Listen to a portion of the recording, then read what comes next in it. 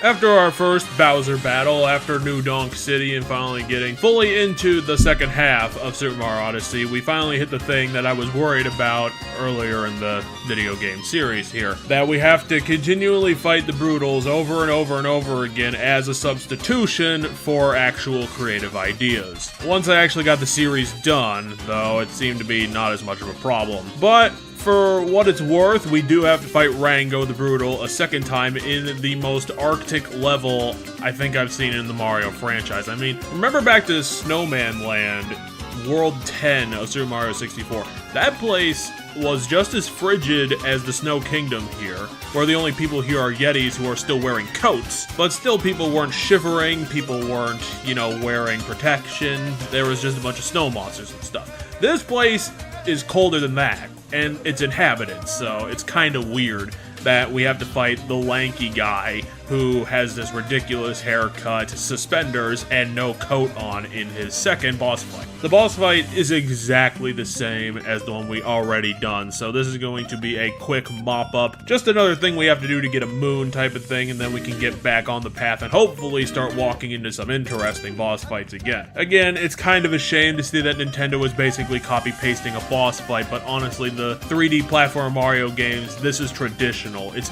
always got 3 Bowser fights. It's always been recycling stuff, so this isn't really weird, but for a game with so much effort put into it, I can't believe that Nintendo decided to stall crap out and just make us do the same thing we already did as a substitution for anything actually interesting gameplay-wise. Compared to the rest of the Mario franchise, Rango is still my favorite Broodal and is still an above-average boss fight, so it's gonna get points, but not as many points because he just doesn't do anything remarkable or anything to justify his screen time in the Snow Kingdom. What can I say? That's what happens when you just do things verbatim.